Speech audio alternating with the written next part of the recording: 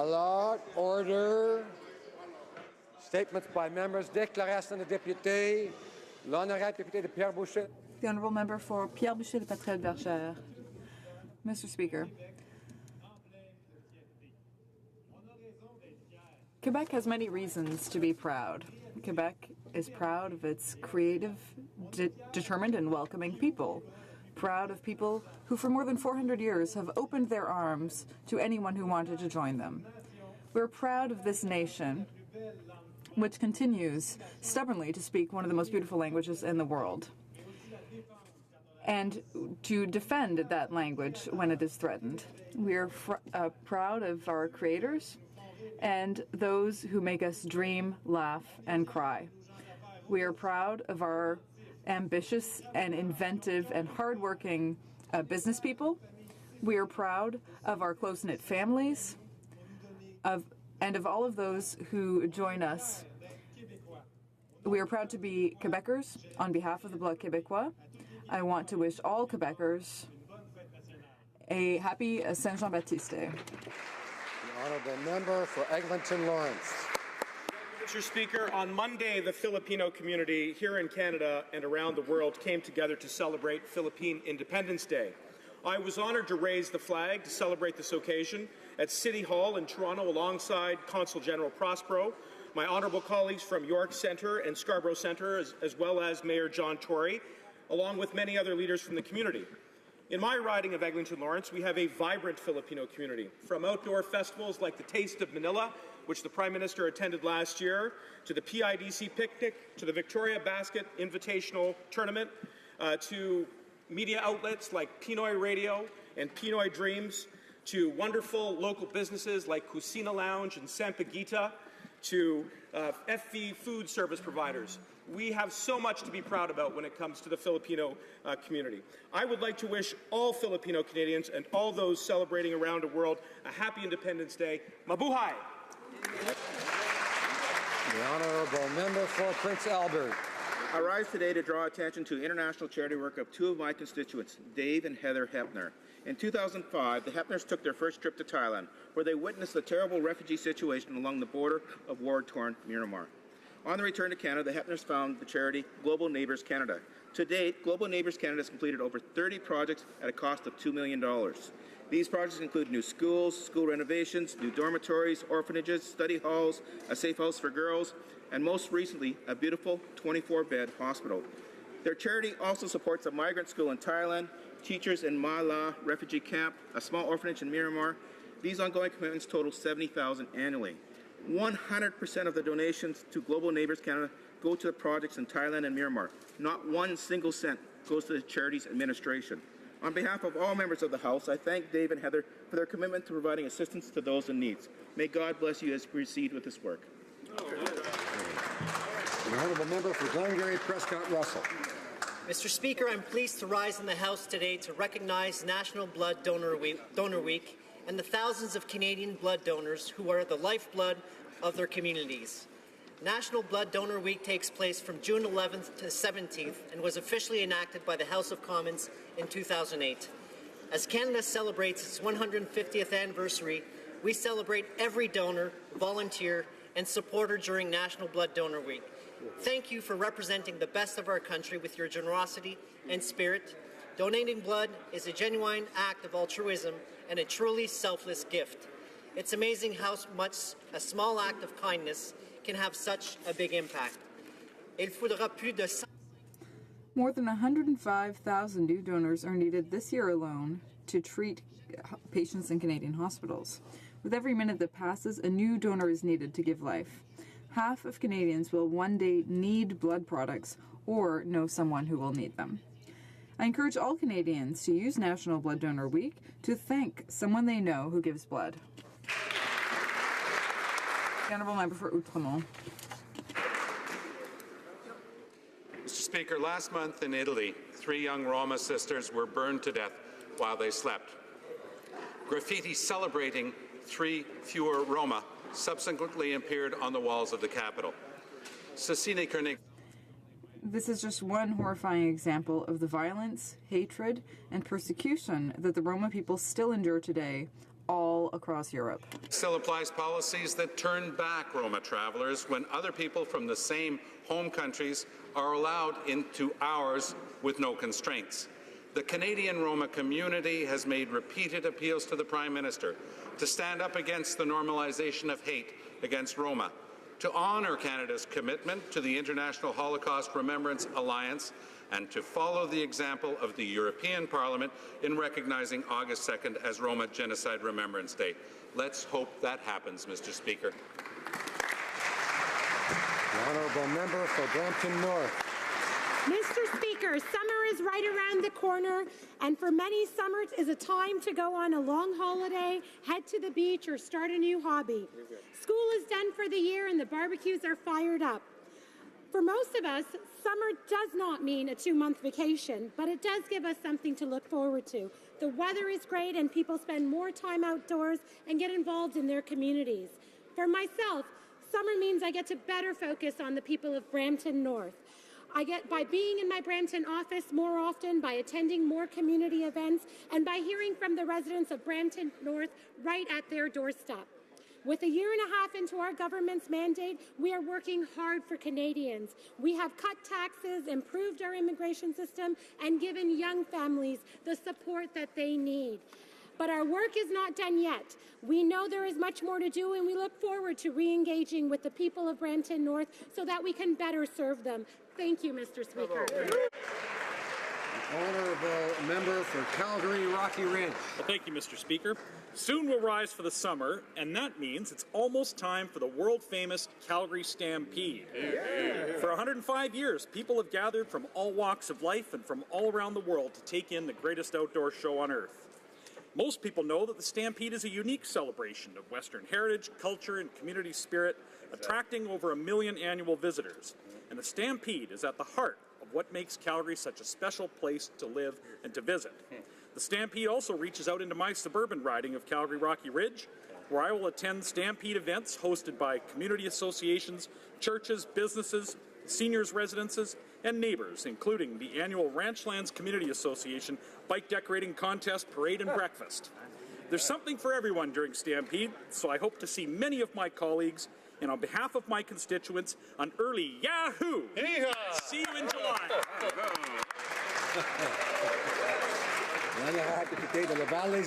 The Honourable Member for Laval-les-Îles. Mr. Speaker, the City of Laval has 9 libraries, 1 portable library, and many activities, conferences, and exhibits for all Laval residents this summer. I'd like to commend this fine institution today, an institution that teaches young people how to succeed in learning and to learn to succeed by reading. This is a place where ideas flow freely and where families in Laval can enjoy learning without spending a fortune. Louis Aragon said that literature is the face of a nation. This eloquent statement conveys a great truth. We need to value this age-old and timeless institution. Mr. Speaker, if knowledge gives confidence, reading helps develop the intellect. This is very important. Thank you, Mr. Speaker. The Honourable Member for Marc-Aurèle-Fortin. Mr. Speaker, this month I was pleased to announce a federal subsidy of over $1 million for the Eco-Nature Centre, which is a gem of my riding of Marc-Aurèle-Fortin. I'm proud that our government is supporting an organization whose mission is to educate our youth, because our youth will be playing a crucial role as stewards of our natural environments in the future. Allow me to take this opportunity to wish great success to these young people who, in the coming weeks, will be enjoying the very enriching experiences provided by the Summer Jobs Canada program. This program is very important for local companies and organizations, and it allows nearly 200 people, young people in my riding, to get concrete job experience. This summer, I will have the pleasure of meeting each one of these young people who represent our future and our pride. Albert Edmonton. Speaker, this afternoon this House will vote on a Liberal motion to defeat Wynn's Law, a law that would simply require prosecutors to lead evidence of the criminal history of bail applicants. During the Justice Committee's study on Wynn's Law, not one witness could provide a credible example of when it would be appropriate for prosecutors to withhold evidence of the criminal history of bail applicants. Yet rather than fixing the loophole that cost Constable Wynn his life, this government is planning to leave it open out of concern that bail hearings might be slightly delayed. Mr. Speaker, the bail hearing of Constable Wynn's killer was a highly efficient one, but one with fatal consequences. Potentially adding a few extra minutes to some bail hearings is a small price to pay compared to the loss of Constable Wynn. Hear, hear, hear, hear. The member for Surrey Newton. Mr. Speaker, today I rise to celebrate Sullivan Heights Secondary School teacher Mark Pellich, a former winner of the Prime Minister's Award for Teaching Excellence, who has produced a powerful Canada 150 project with the Arts Council of Surrey entitled Our Times. The project captures the strength and ambitions of 250 young South Asian women through 5 years of photographs and written narratives. It symbolizes the progress our country has made in promoting diversity and equality for all women, and ensures that this progress is continued in the next 150 years.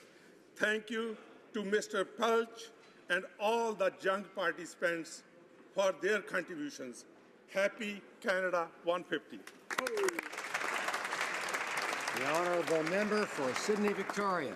Mr. Speaker, today I rise in recognition of the late Ann Mitchell Michelle Curtis, an Alberta native and former resident of New Waterford who lost her life 2 years ago at the age of 45 while saving a group of children from a riptide off Dunvegan, Nova Scotia. August 2, 2015, Michelle, known as her 9-year-old son, was among a few other children being pulled out to sea in a strong riptide. Without hesitation, Michelle swam to help her son, then headed back into deep water to help another child. All children were rescued, and Michelle made it back to shore, but encountered difficulties, and despite efforts of medical professionals, she died on the beach.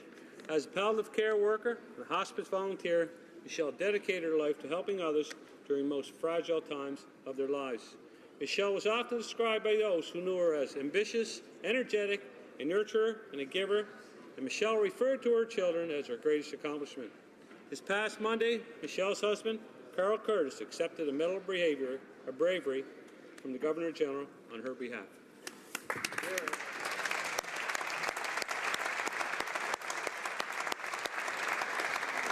The honourable member for Perth Wellington. Thank you, Mr. Speaker. I rise today to pay tribute to Elaine Rouleau, who will be retiring this month after more than 30 years serving the students of Carleton University, including the past 18 years as the founding administrator of the Arthur Kruger College of Public Affairs. While her job title may have been administrator, she quickly became the heart and soul of the Kruger College, providing gentle encouragement always and a stern warning when needed. In short, she was a second mother to all. Together with directors Eileen Saunders, Callum Carmichael, Chris Dornan, and Barry Wright, Elaine has seen her students go on to leadership positions in the public and private sectors, in NGOs, international organizations, and 2 members of this House. On behalf of myself and the member from Sherwood Park, Fort Saskatchewan, and every Kruger kid whose student experience was enriched by Elaine Rouleau, I say thank you and wish her and her husband Denny a very happy and healthy retirement filled with lots of time with the grandchildren. Thank you, Mr. Speaker. The honourable member for Tobique-Mactaquac. Monsieur le Président, Mr. Speaker, I would like to thank my colleagues, Minister Duclos, the Minister of Social Development and Families, and the Minister of Sports and Persons with Disabilities, for the good work that they're doing on the development and future implementation of a national housing strategy and a Canadians with Disabilities Act. I would like to encourage Canadians to join this dialogue. Brunswickers living with a mobility disability, and our province has the oldest population in Canada. Therefore, it is vital that we address the importance of identifying and eliminating barriers to accessibility, including housing. I've heard from seniors in my riding. They want to remain independent and stay at home as long as possible, be active in their communities as they grow older, welcome people with all abilities and ages into their homes, and they want to age in place. I believe that visitability will be a very positive step forward toward the future of our housing in Canada. I would also like to recognize Ability New Brunswick for their hard work and commitment to strong collaboration with government, their research and public policy efforts as they continue to champion the concept of visitable housing, something that benefits everyone. Thank you, Mr. Speaker. Honourable Member for Saskatoon West. Mr. Speaker, it's been 1 year since the Special Committee on Pay Equity tabled its report, unironically entitled, It's Time to Act. The government's response? We'll kick the can down a couple of years because, hey, women have been waiting over 40 years for this fundamental human right. What is a couple more years? They've also completely bungled efforts to remove gender-based discrimination from the Indian Act when Indigenous women have already been waiting 50 years. The right to equality is a cornerstone of our Charter of Rights and Freedoms, but sadly this government has disappointed time and time again when it comes to making things better for women. Grandiose announcements without immediate and meaningful funding do not help Canadian women today, and we are tired of waiting. It's time for this so-called feminist government to walk their talk. It's 2017. It's time to act. Honourable Member for Leeds, Grenville, Thousand Islands and Rideau Lakes. Mr. Speaker, I ask members of this House to keep their thoughts and prayers with U.S. House Majority Whip Steve Scalise, who was wounded this morning when a gunman opened fire at a charity baseball practice near Washington, D.C. Thankfully, his wounds are not serious, and prior to entering hospital, he was in good spirits and talking to his wife. He also had praise for the police and first responders who came to his aid. Several other people, including 2 Capitol Hill police officers, were also injured in this shooting, for which there is as yet no known motive. Other lives could have been lost had it not been for the heroic efforts of law enforcement. We stand with our American friends and colleagues in times of tragedy, and at this time we were praying for those who were shot, their families, and those who work with them each and every day. Hear, hear.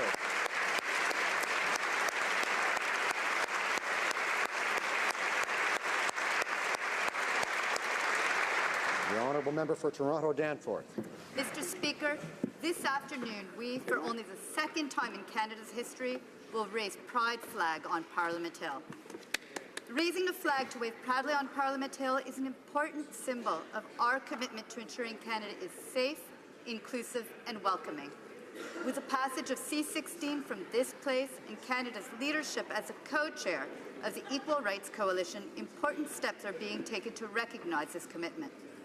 With the reported persecution of the LGBTQ2 community in places such as Chechnya, celebrating Pride affirms our efforts to advance the rights of the LGBTQ2 people around the world. Across Canada, I invite all Canadians to join the Pride celebrations. I look forward to the Toronto Pride Parade, Faith in Pride hosted by MCC Church, the Trans March, and the Dyke March started by Lisa Hayes and Lesha Vanderby. Pride is a time to celebrate, support, and remember. Thank you.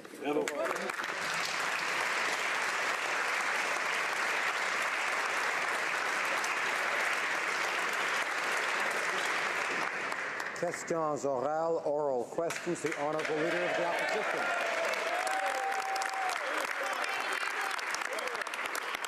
Mr. Speaker, in less than 2 years, the Prime Minister has turned a conservative balanced budget into decades of Liberal deficits. Now, leaving my kids with his credit card bill is bad enough, but now the Bank of Canada has indicated that it might raise interest rates soon, something the U.S. has already done. Raising the interest rates by just a quarter point would mean at least $1 billion in new interest charges. So can the Prime Minister explain what new tax hikes he's planning or which programs he'll cut to pay back all the Liberal debt? Honourable Prime Minister. Mr. Speaker, for 10 years we had a Conservative government that gave boutique tax credits to the wealthiest Canadians, that neglected the middle class and had the worst record on growth in decades. The fact is, we lowered taxes for the middle class and raised them on the wealthiest 1%, which those members voted against. We delivered a Canada Child benefit that puts more money in the pockets of Canadians, and we have created record numbers of jobs over the past past year. We are working hard to deliver on the ambitious promises we made to Canadians, and we're seeing that on the ground. Speaker, he's spending fast and loose and leaving future generations of Canadians with his bill. Exactly. For weeks now, we've been asking the Prime Minister to take the right decision to come out with the Sexual Offenders Registry to protect families.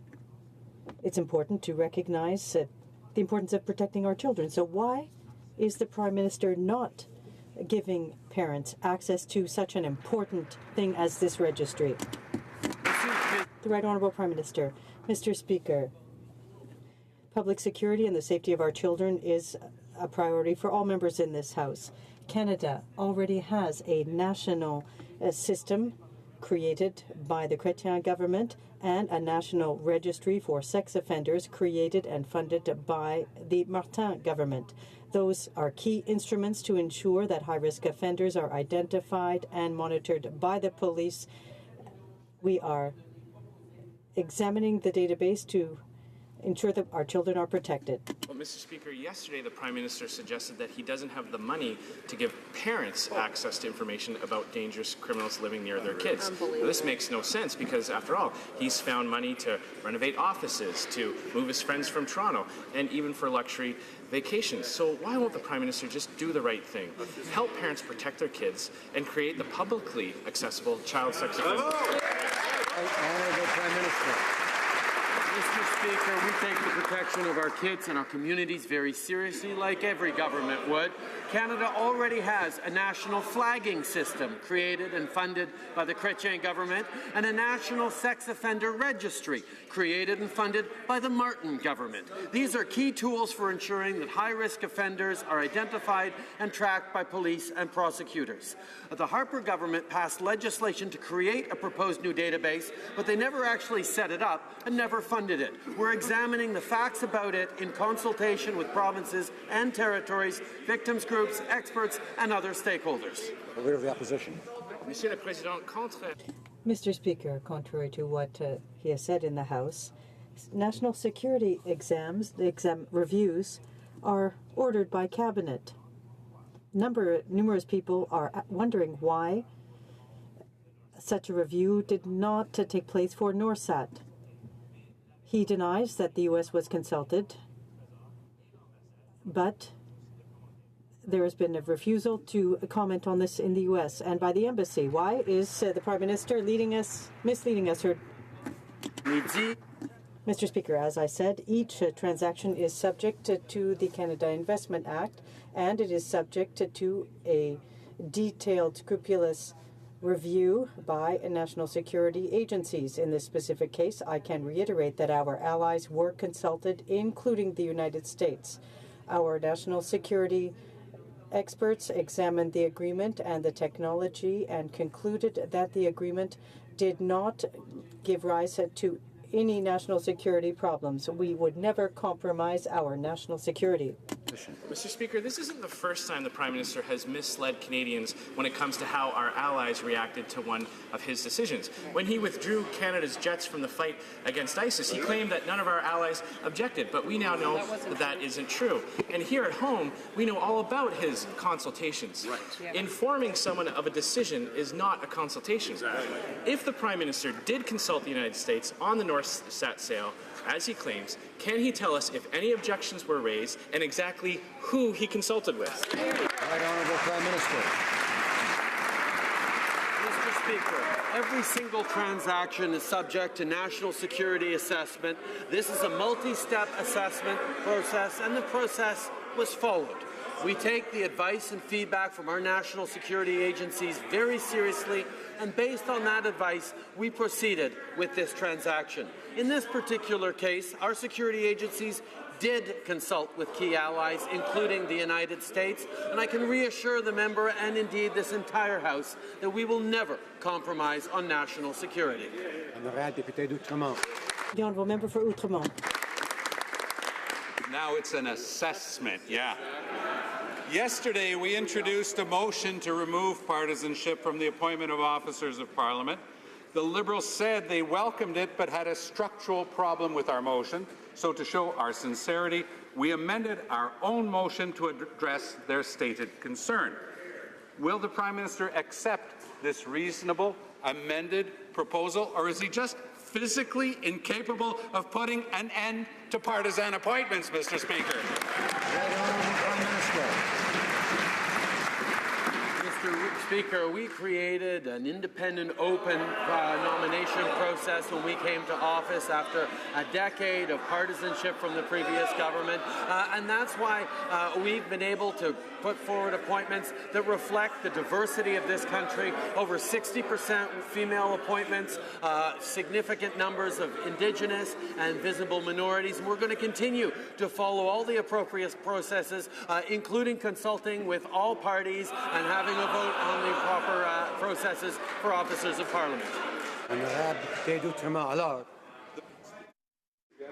Angela Merkel that all references to the Paris Agreement be removed from the G20 declaration. This is a fact, not simply because the German newspaper Der Spiegel confirmed it and then yesterday reconfirmed it, but also because the Prime Minister has not denied this specific fact. But what's less clear is why. So why did the Prime Minister do this? Prime Minister. Very simple, Mr. Speaker. I did no such thing. I clearly expressed to Angela Merkel that we need to continue to work together on fighting climate change, on remaining committed to Paris. And as the German government confirmed today, quote, he did not ask Chancellor Merkel to delete all references to the climate agreement from the draft G20 document. Canada remains committed to the climate agreement, committed to Paris, and will continue to push for that at G20, at G7, and every opportunity we get, because that is how Canada leads.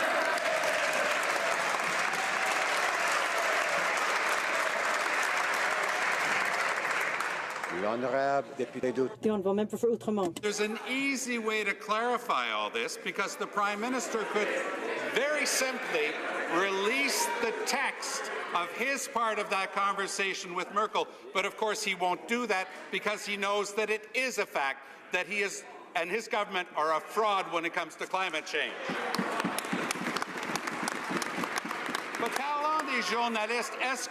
Let's talk about journalists. Will the Prime Minister do what needs to be done to ensure that the bill to protect journalistic sources is adopted before summer? Journalistic sources. The Right Honourable Prime Minister. Mr. Speaker, as I said, we remain committed to the Paris Accords. I have said that to every world leader that I've spoken to. We have pushed for that. We were an instrumental part in making sure that it was a strong statement of support from the 6 G7 countries who are moving forward with Paris. We continue to push so it becomes part of the G20 communique. We know that leading on climate change is what Canadians expect and is exactly what this government is doing. In regards to freedom of the press, we continue to defend and promote journalistic freedoms, which is why we're supporting the Senate proposal. The question was, are we going to get it through before the end of term? And we don't have an answer to that, Mr. Speaker. The Prime Minister said he stood by his Defence Minister's account of the role he played in Afghanistan and that there was no conflict when he blocked an inquiry into the detainee scandal. The Ethics Commissioner has just reported that the Defence Minister, quote, downplayed his role in the transfer of detainees. What consequences will the Minister face for having misled the Ethics Commissioner, or is the Prime Minister just fine with hiding things from Mary Dawson? Prime Minister. Mr. Speaker, the issue of Afghan detainees is one that we take very seriously in this House. That's why there have been no less than 6 investigations into that issue, including one that is ongoing.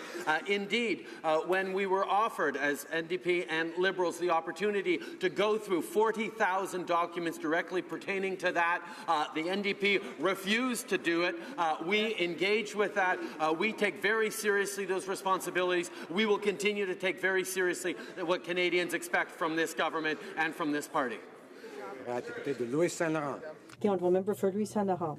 Mr. Speaker, in the scandal surrounding the high-tech company being sold to the Chinese without a national security review. The Prime Minister keeps saying that he consulted key allies. The problem is that senior U.S. leaders have said that they weren't consulted, and they're concerned about Canada's national security, more so than the Prime Minister is. Can the Prime Minister tell us when he met with those people, to whom he spoke? The Right Honourable Prime Minister. Mr. Speaker, all transactions of this nature are subject to a security review. It is a multi-step security process, and the process was respected. We take advice from Canada's national security agencies very seriously, and we have confidence in their work. We proceeded based on their advice. In this specific case, national security agencies consulted the United States, and I want to reassure the member opposite and this House that we will never compromise national security. The Honourable Member for Louis-Saint-Laurent. Mr. Speaker, I asked a very simple, clear question. If the Prime Minister is so sure of himself, is he prepared to table all of the documents? Is he prepared to say who was consulted and when? The Right Honourable Prime Minister. Mr. Speaker, we take our responsibilities in terms of national security very seriously, and we work with and listen to our national security agencies. We have confidence in those agencies that examined the process, that followed the process, examined, protected, consulted with our allies, including the United States, and recommended proceeding with the transaction. Member for Parry Sound, Muskoka. Mr. Speaker, the Prime Minister's story on the Norsat takeover is getting murkier and murkier by the day, indeed the hour, Mr. Speaker. We know these facts. It was the Liberal cabinet alone who chose to forego the National Security Review. That's a fact. It's a fact that the Prime Minister is claiming that our allies have somehow approved this, and yet those same U.S. allies are saying publicly that they have grave concerns, Mr. Speaker, so something is not adding up. And we ask again, take away the speaking notes. I would encourage the Prime Minister, take those away, just answer the question in the House.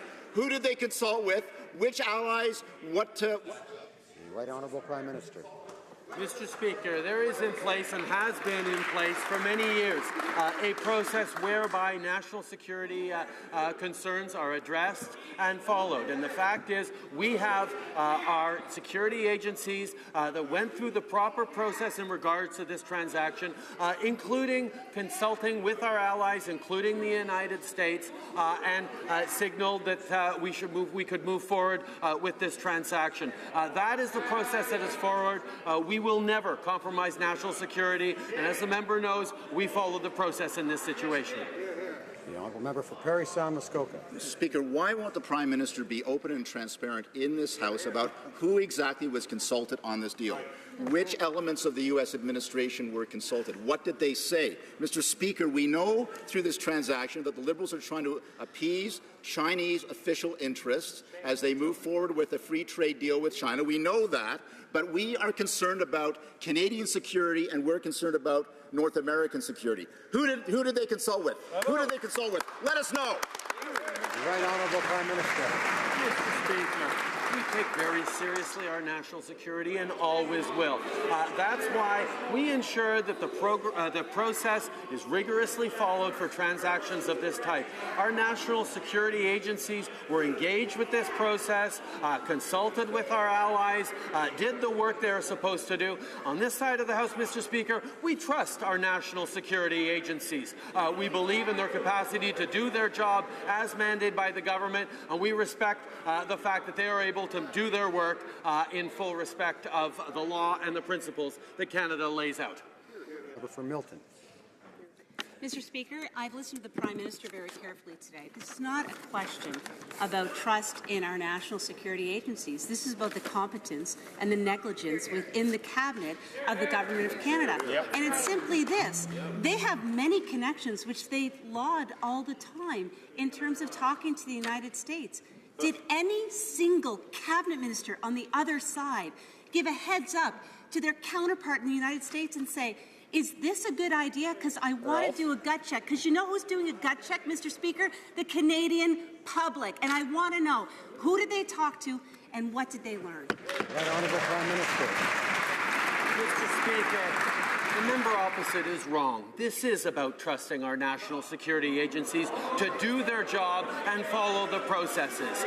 Mr. Speaker, our national security agencies engaged in the rigorous process that we have forward, made determinations based on their investigations, based on conversations with our allies, including the United States, and reported to this government that it would be something we could move forward, that could move forward. That, Mr. Speaker, involves trusting our civil servants and our national security agencies, which on this side of the House, Mr. Speaker, we do. The honourable member for Milton. But, Mr. Speaker, the Canadian public elected a government to do exactly what we're supposed to do here, which is to take the information from the public service and make sure that the right determination is being made. They have failed abysmally in this decision-making. I have sat at this table and I understand fully the importance of weighing so many different variables in making these decisions. They are hiding behind the skirt of the national security agencies because they're afraid that they're going to be seen to not appeasing the Chinese government because of whatever they want to do. Mr. Speaker, this is wrong. Honourable Prime Minister. Mr. Speaker, I'm happy to take this occasion to wish all public servants a happy National Public Service Week. After 10 years of a government that did not listen to our public servants, did not respect the work they did, did whatever it wanted based on ideology and not facts, we are proud that we respect our public servants, that we listen to them, that we expect them to fulfill their responsibilities with professionalism and accuracy, and that, Mr. Speaker, is exactly what our national security agencies do every day to protect Canadians and our interests. The honourable member for Abitibi Bay James Nunavik Kiyu. Order, please. For 2 decades, the Indigenous peoples co-drafted the Declaration on the Rights of Indigenous Peoples, and it's been 10 years since its adoption by the UN General Assembly. Last December, the Prime Minister promised, once again, all chiefs that he remained committed to its adoption and implementation. Yet on Monday, the Prime Minister suggested that the declaration would be tantamount to colonial imposition. How can the declaration be imposed on us if we wrote it, Mr. Speaker? Which is it, yes or no? Will his government support Bill C-262? The Prime Minister. Mr. Speaker, our government has been clear. We are committed to implementation of the UN Declaration on the Rights of Indigenous Peoples. In doing so, we will ensure that implementation of this declaration goes beyond mere words. It must be translated into practical benefits on the ground. Simply adopting the declaration word for word into law ignores Canada's Section 35 framework and the hard work necessary to bring about real change. We're committed to working in consultation and cooperation with Indigenous peoples to identify which laws, policies and practices need to be changed to give full effect to UNDRIP. The honourable member for Vancouver Kingsway. Mr. Speaker, the Liberals approved the foreign takeover of a major BC provider of seniors care by Onbong, a huge Chinese conglomerate. They did so despite serious concerns raised by the U.S. and many others about this company's murky ownership structure. Now, we see the chairman of Onbong has been arrested on suspected corruption charges. Mr. Speaker, we're talking about the well-being of BC seniors. Why did the government fail in their due diligence, and will they revisit their decision to ensure Canadians are protected? Hear, hear. Right Honourable Prime Minister. Mr. Speaker, that member well knows that BC's regulatory regime is robust and imposes rigorous standards of care on all operators of residential care and assisted living facilities. Cedar Tree has confirmed its strong commitment to the ongoing quality of operations of the Canadian retirement residences and to its healthcare workers. They will remain subject to provincial oversight on senior care facilities, ensuring rules for the care of seniors continue to be followed, and will keep the current number of full and part-time jobs. The Honourable Opposition House Leader. Mr. Speaker, we are seeing the interests of Canadians being put behind the interests of the Liberals and the appeasement they want to achieve with the Chinese. So our question, though, is simple. Who in the U.S. did the national security agencies consult with? It's a very simple question. Canadians deserve to know who was consulted with in the United States. Right Honourable Prime Minister. Mr. Speaker, on this side of the House, we trust our public servants. We trust our national security agencies to do the important work every day of keeping Canadians safe, of defending our interests. Our national security agencies went through the process. They consulted with our allies. They confirmed to us that we could move forward. That is exactly what we do. For the member opposite to suggest that somehow our civil servants are not up to the tasks they are given, that our national security agencies are incapable of doing their job, is quite frankly what we saw for 10 years and why they're now in opposition. Honourable House Leader. Let's try again. Either the Prime Minister doesn't know who these national security agencies consulted with, or he's misleading this House. Exactly. Which one is it? And he can tell us right now. If he knows, would he please tell this House who these national security agencies consulted with in the United States? Put the talking points away and tell us, Mr. Speaker. Honourable Prime Minister. Mr. Speaker, under the Investment Canada Act, there is a process whereby our national security agencies look at transactions, evaluate them in terms of national interests, consult with allies, including the United States in this case, and make a determination on whether or not it is safe to move forward. This process isn't a new process that we brought in. It's a process that has existed for many years, and our national security agencies and civil service have demonstrated their ability to protect Canada's interests and deliver on what we ask them to. Order. The member for Kamloops Thompson Caribou. Mr. Speaker, 4 months ago, this government rushed to sell senior care facilities in Canada to a Chinese conglomerate. On-bond insurance had been denied in many other countries from buying assets.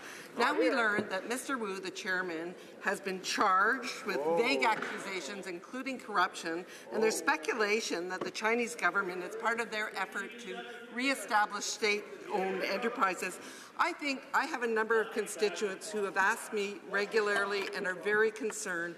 Can he tell us who owns their home? Honourable Prime Minister. I can reassure the residents that indeed BC has a strong and robust regulatory regime that imposes rigorous standards of care on all operators of residential care and assisted living facilities.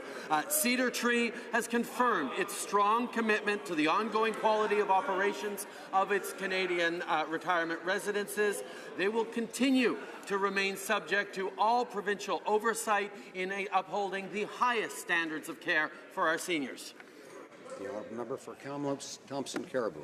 Mr. Speaker, he perhaps is not aware that a whole number of those seniors immediately got a notice that they had to be removed from their facilities. It was absolutely shameful. Terrible. They approved the sale of our senior cares to Onbong. They can't tell us who owns the conglomerate. They have the only face of that business was the chairman, who of course is now in jail with these accusations. They say everything's all fine. The minister says, I'm going to keep watching, I'm okay. Well, we're not convinced that things are okay. So would he stand up and tell us who owns the homes of the seniors of Canada? Right Honourable Prime Minister. Mr. Speaker, the provincial governments across this country have the responsibility for imposing rigorous regulatory regimes to ensure the protection of our seniors, regardless of who owns and operates the various senior care centres. Cedar Tree has continued to emphasize its rigorous standards of care, and we're going to make sure that the provincial oversight remains strong and that all proper rules and regulations are followed to ensure proper care for our seniors right across this country. This is something we take seriously and will continue to stand up for. Member for Essex. Mr. Speaker, Monday the U.S. dairy industry formally asked trade officials to come after the Canadian dairy industry in NAFTA renegotiations. New Democrats have repeatedly stood in this House highlighting trade attacks on our supply-managed dairy industry. With the U.S. blaming Canadian farmers for their own overproduction, we need more than vague assurances from this government. It's clear to everyone that dairy will be a top priority in the U.S. administration. Instead of the same meaningless talking points, will the Prime Minister draw a red line and commit to no expanded market access? The Right Honourable Prime Minister. Mr. Speaker, it's a Liberal government that created supply management over 40 years ago. The Liberal Party has always defended supply management, and we always will defend supply management because it protects our consumers, it protects our producers, it creates opportunities for growth and security in our production of dairy products.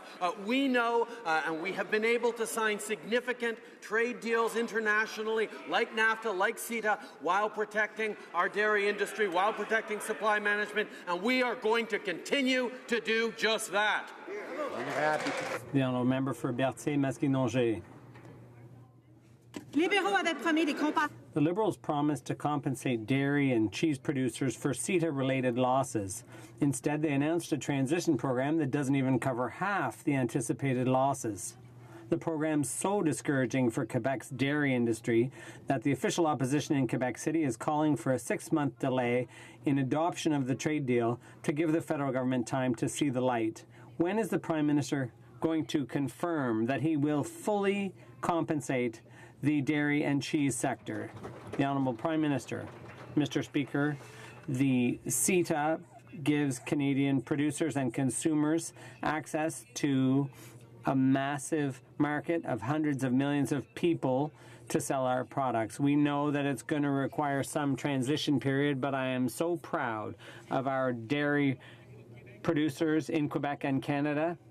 They will have to adapt. That's why we're investing hundreds of millions of dollars to help them with the transition so that they can take full advantage of the European trade deal.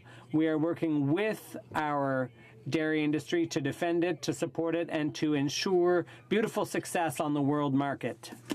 Mr. Speaker, Atlantic Canada faces a number of unique challenges in growing our economy and encouraging businesses to innovate and export.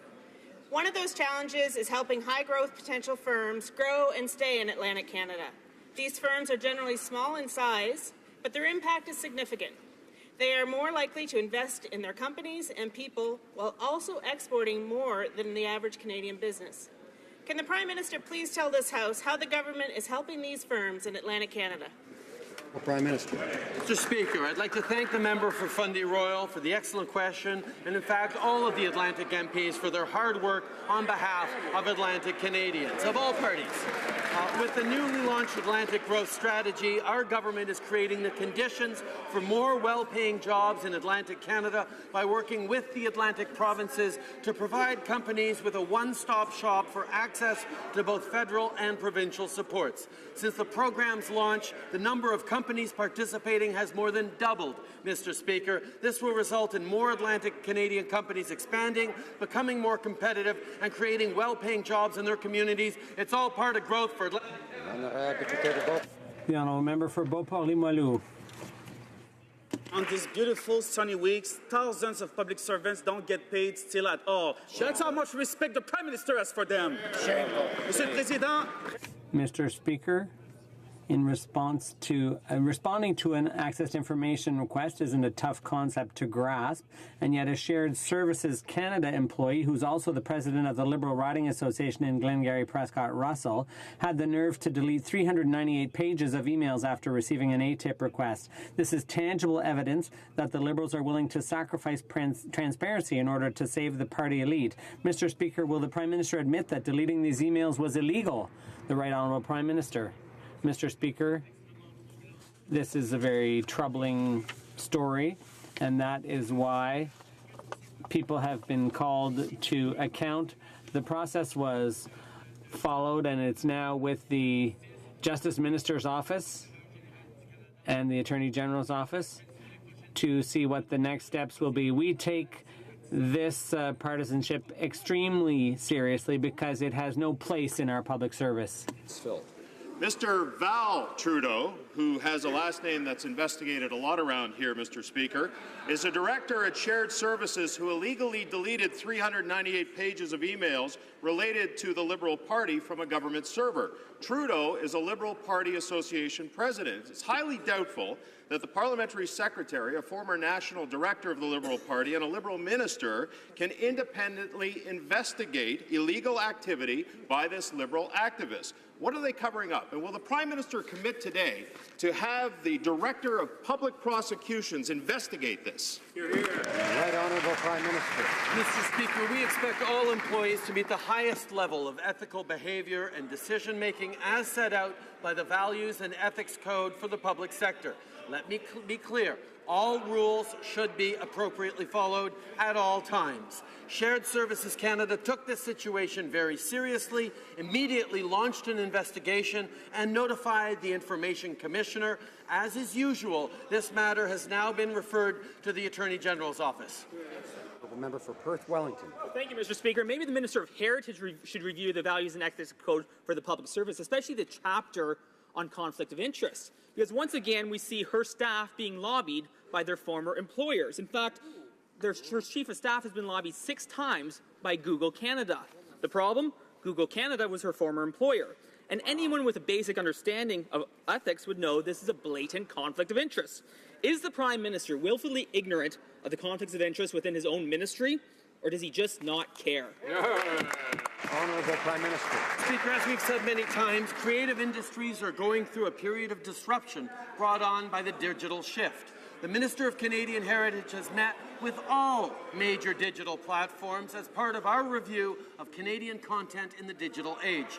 The expertise and broad knowledge of her Chief of Staff in regards to the digital landscape is essential in our assessment of how best to support the sector during this transition. She has been fully transparent about her former employment with Google Canada, including with the Conflict of Interest and Ethics Commissioner.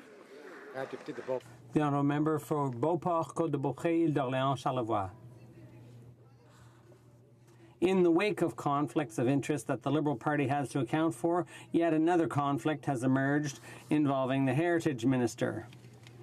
Her current Chief of Staff, a former Google employee, attended multiple meetings with her former employer. The Broadcasting Act is up for review. What better than to consult with those who will benefit from the review?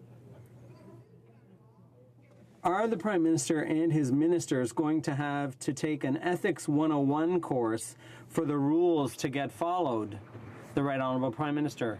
Mr. Speaker, we all know that creative industries in Canada are dealing with major obstacles in the digital era. The minister met with major stakeholders in connection with reforms to the legislation, and the in-depth knowledge and experience of her Chief of Staff are an essential asset in assessing how best to support the industry during this transition. She's always been entirely transparent about her former employment with Google Canada and with the Ethics Commissioner. The honourable member for Saint-Hyacinthe-Bagotte. We learned yesterday that 2 patients in Quebec with incurable health issues who are experiencing unbearable pain are having to turn to the courts for medical assistance in dying. And yet they meet all the criteria set out by the Supreme Court in the Carter decision. The catch, the medical assistance in dying legislation is overly restrictive in its requirement for reasonably foreseeable death. This is preventing the individuals in question from getting the help they need to end their suffering. What pretext is this government going to use again before showing some genuine compassion? Mr. Speaker, we passed legislation which set out a regulatory framework for medical assistance in dying in Canada in order to protect the most vulnerable Canadians while respecting the rights and freedoms of choice. It's very important to strike the right balance, but it's delicate. We know that there is still work to be done in our society. Things are evolving, but we tried to strike the right balance between protecting the most vulnerable and allowing Canadians freedom of choice. This is an important issue for society. It's important for individuals. I think we struck the right balance. Mr. Speaker, I don't normally praise the Senate, but today senators are trying to separate the infrastructure bank from the Liberal omnibus budget bill. Now, this is exactly what the NDP tried to do in this place, but the Liberals blocked our attempts. Many experts, including the former parliamentary budget officer, have raised serious concerns about the Liberals' infrastructure bank. So, will this Prime Minister finally do the right thing and scrap the infrastructure bank from their omnibus bill? Right Honourable Prime Minister. Mr. Speaker, we were the only party in the last election that committed to actually investing in the kinds of infrastructure that Canadians needed. We know that proper investment in the future matters for public transit users, matters for social housing, matters for green infrastructure that will protect people in the coming years. We put forward $180 billion in infrastructure spending in the coming years, but we recognize that even that's not enough, and being innovative about bringing forward new ways to find financing for the infrastructure that Canadians need to grow the economy and build for the future is something important that we've done. The honourable member for Niagara Falls. Thank you, Mr. Speaker. The Liberals are going to end any prospect of the public child sex offender registry that was passed by this House 2 years ago from becoming a reality. Now, first of all, they said they didn't have any funds. Now they just want it cancelled. So, Mr. Speaker, I'm asking the Prime Minister to make the rights and interests of innocent and law-abiding Canadians the #1 priority. What is the problem with that? What's the problem? Right Honourable Prime Minister. Mr. Speaker, the safety of our children and our communities is obviously a priority for this government, as it is for any Canadian government. There is no partisanship in this. That's why we recognize that we have a national flagging system created by the Chrétien government. We have a national sex offender registry created by the Martin government. And we look at the current proposal around a database that was proposed by the Harper government, but not funded and not implemented. We're consulting with various community leaders, police groups, protection and victim services to ensure that however we move forward, we are protecting victims and The honourable member for Mégantic-L'Érable. Mr. Speaker, the Prime Minister's record is terrible. When it's time for concrete steps to protect kids, the Liberal government is an epic fail. They're trying to pass the buck to the provinces. We saw it with marijuana. The Prime Minister wants to legalize possession for 12 to 18-year-olds. We see it with the pedophile registry. The Liberals don't want communities to know when an offender is living in their area. When are they finally going to take their role seriously, protect our kids, and make the sex offender register accessible to all parents? The Right Honourable Prime Minister. Mr. Speaker, whoever suggests that there's anyone here in the House that doesn't take protecting our children seriously in our communities is not worthy of being here. We all know that we all have to do everything we can to protect our communities and our young people. That is why we are moving forward with controlling and regulating marijuana. That is why we are looking at proposals to protect children better, and why we are defending the current national sex offender registry. We know this is a priority for everyone, protecting our kids.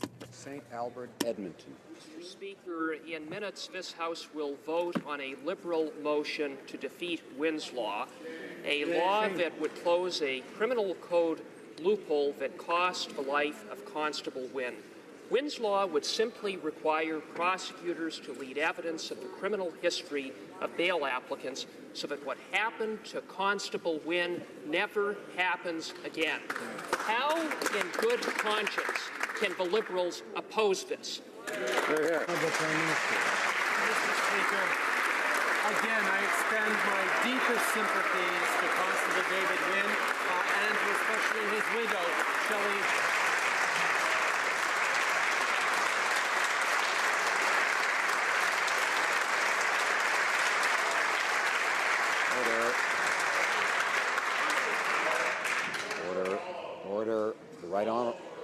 Order. The Right Honourable Prime Minister. Mr. Speaker, I extend my deepest condolences to the family of Constable David Wynne, including to his widow, Shelley. I know the Minister of Justice and her had a good chat a number of months ago.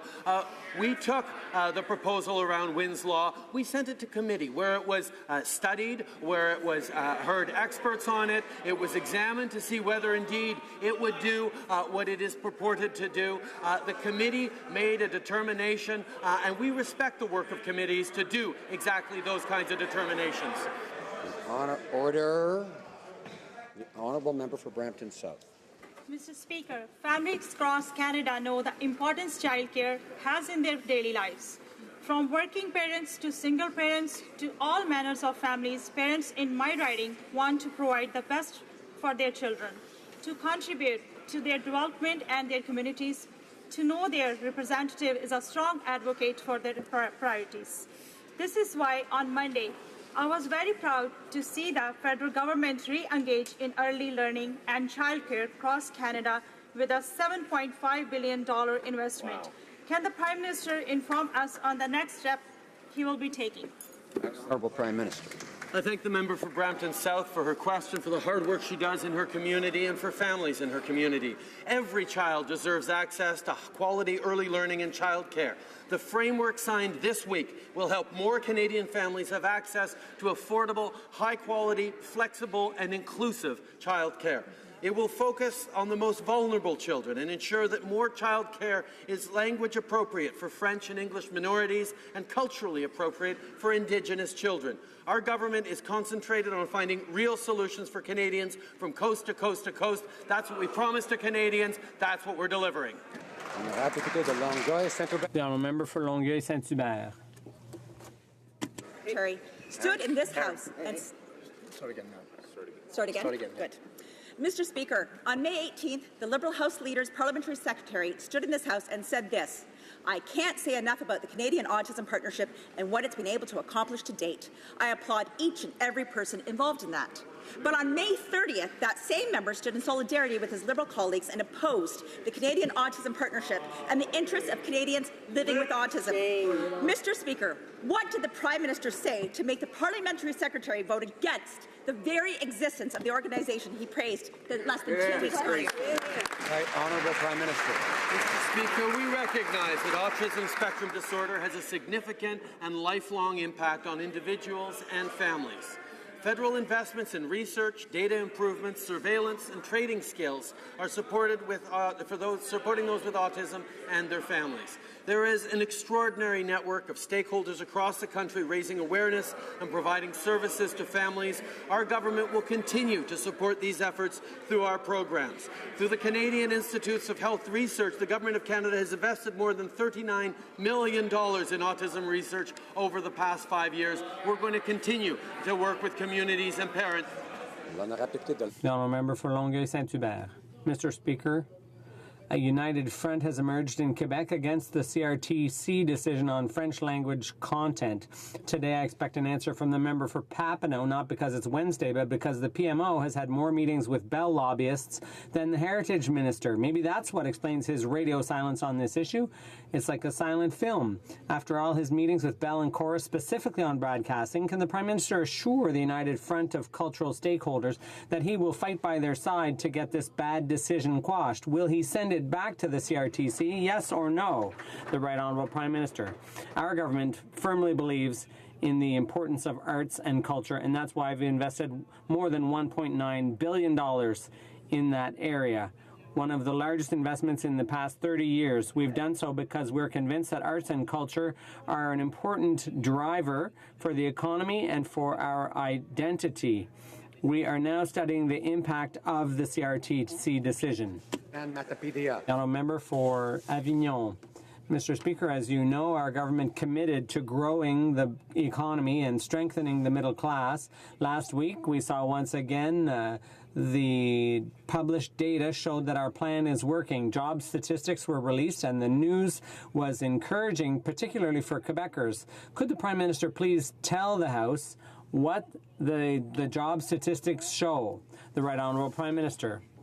I'd like to thank the member for Avignon-La Métis-Matane-Matapédia for his question and his leadership within the Quebec caucus. Mr. Speaker, Canadians elected this government to grow the economy and create good jobs. In the past 6 months, the economy has created over 250,000 full-time jobs, the strongest growth in the past 15 years. In Quebec, the unemployment rate dropped from 6.6 to 6%, its lowest level since 1976. Our plan is working, and we will continue to invest in Canadian workers to grow the economy long term. Mr. Speaker, the Prime Minister keeps pointing to research funding as cover for not supporting the Canadian Autism Partnership. Does he understand how ridiculous this is?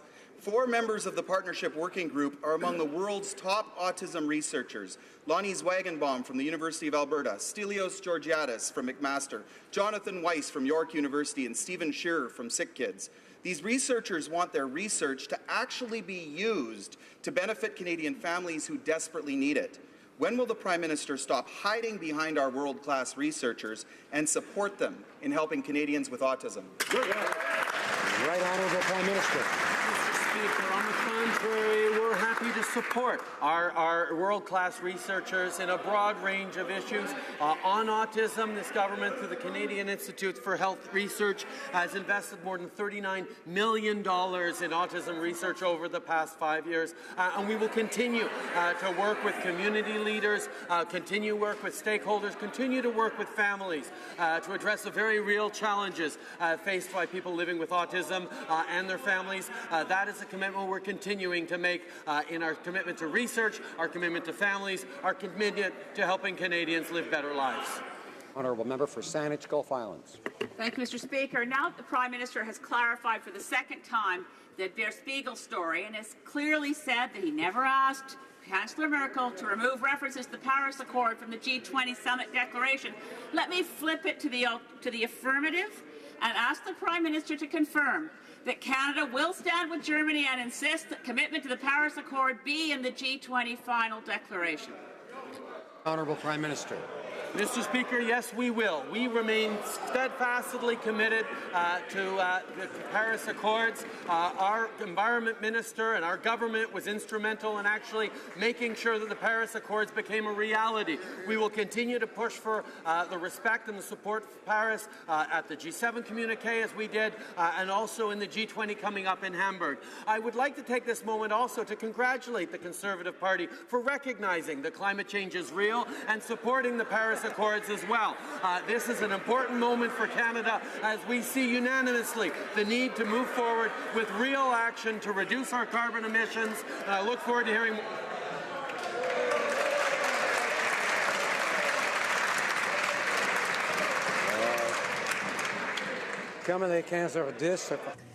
It being 3:10 p.m. pursuant to order made on Tuesday, May 30th. The Honourable Member for Mégantic-l'Érable is rising on a point of order. Yes, thank you very much, Mr. Speaker. During question period, I raised serious concerns from voters in Mégantic-l'Érable concerning the pedophile registry. The Prime Minister, in responding to my question, said that I was not fit to sit in this House. In my opinion, this is unparliamentary language, and it's an insult to the voters who elected me, Mr. Speaker.